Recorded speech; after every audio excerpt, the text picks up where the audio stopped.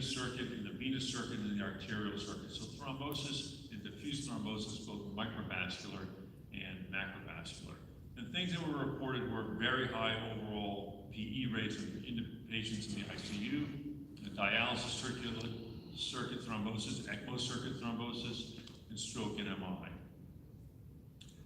So it turns out the COVID coagulopathy is really is the most prominent in the sickest patients. And what you see is that when patients who are admitted to the hospital have a higher incidence of detected thrombosis, and those in the ICU have a much higher incidence of thrombosis. But this is not just a thrombosis problem, although the topic of this was thrombotic complications. We've all known that these patients have unusual bleeding complications as well. And it's not really clear why this is initially, although when you look at the schematic, over time the thrombosis complications have dominated at the beginning, and the bleeding complications occur later.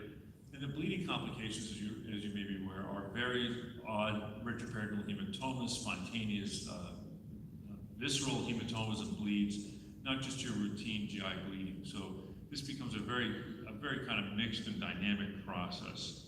So how do you know if one of your patients is going to have one of these problems?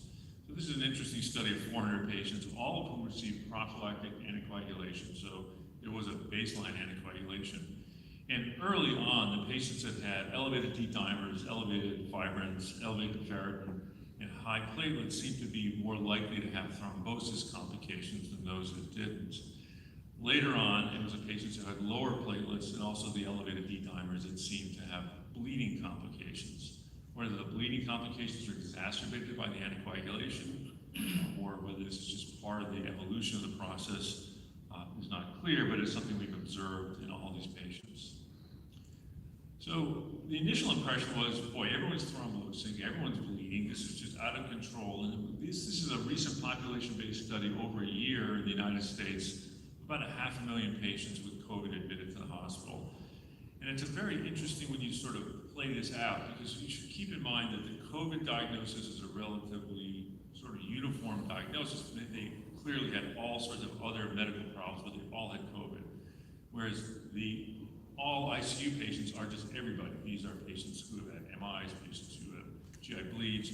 So the red is COVID and the blue is just all other patients who are admitted, and the dark bars are the ICU. And you can see that the thrombotic events are actually not as high in the COVID population as they are in the general population. But again, the difference is the COVID patients are seen as a uniform group, and it's not every MI patient who has a high bleeding risk. Every portal hypertension patient has a high thrombosis or bleeding risk. And the VTE and PE rates are actually not that much higher compared to the overall pooled general population.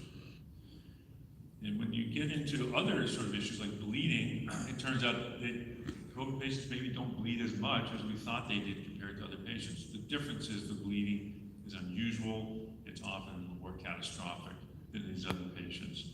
And this is something that's very clear. We all know these patients all require a much higher incidence of ventilation than the average ICU patients, and the mortality rates are higher, at least early on. Fortunately, in the era of vaccination, this seems to be less and less of an issue. So what's the pathology of the thrombosis? And I think this is really the important concept. Is you're be hearing a lot of talks following this on intervention for venous thromboembolic disease, and thinking about where this is happening is really important. And this slide is from a nice pathologic study out of Germany, and that top left-hand slide is the key one, and that circle is on an intravascular thrombosis. So the thrombosis happens at a micro level as well as a macro level, and that's why these patients often seem to have much denser, what we call denser thrombosis, and more extensive thrombosis. You clear the macro thrombus, and there still doesn't seem to be good flow or perfusion, because there's thrombosis happening at a micro level. So what are one of the interventions, obviously, is anticoagulation. So the summary of this slide is, it's not really different than treating any other patient with venous thromboembolic disease. There were all sorts of thoughts about manipulating the anticoagulation, increasing it early on. Certain high-risk populations would get higher levels of anticoagulation. So the bottom line, the most recent recommendations are just approach these patients as you would approach all other patients with either risk of or who have venous thromboembolic disease. So you're going to be seeing a lot of these in the next couple of talks, but I just want to kind of point out that these patients just seem to be really much sicker than other patients who present with PE. This is just a patient with COVID who presents with PE, and although you don't judge PE by how big it looks on the CT scan, this isn't an inordinate amount, a big left lower lobe embolus and some right lower lobe embolus, but this patient is incredibly sick, and the heart was incredibly impaired, as you can see on that CT scan.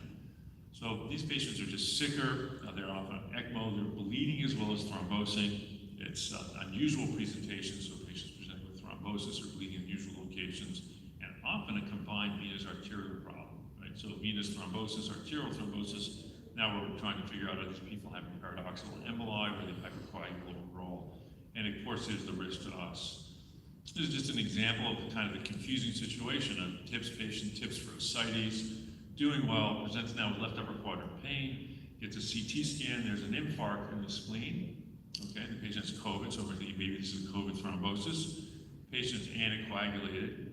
6 days later on therapeutic anticoagulation in the hospital, has thrombosis in the splenic vein that was not there before, thrombosis in the main portal vein, even though there's a little calcium that was there before in the previous ones, so it's not chronic thrombosis. The TIPS is now out, and there's more new splenic infarct. So there's both arterial and venous things happening in this patient.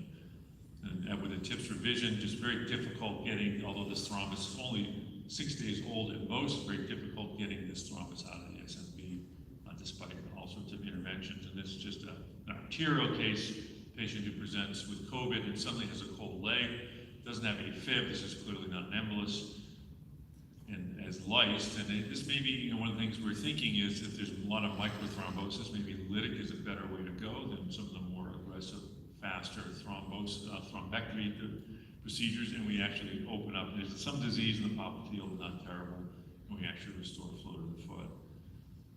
So, in summary, what is COVID and thrombosis? Well, I think it was an awakening for many of us who kind of wanted to live in a nice little simple schematic world of the coagulation pathway, that this is a really complicated process that involves all sorts of cellular responses, immune and inflammatory responses. It's both macro and micro, and you should think every patient in this way when you're picking a therapeutic option.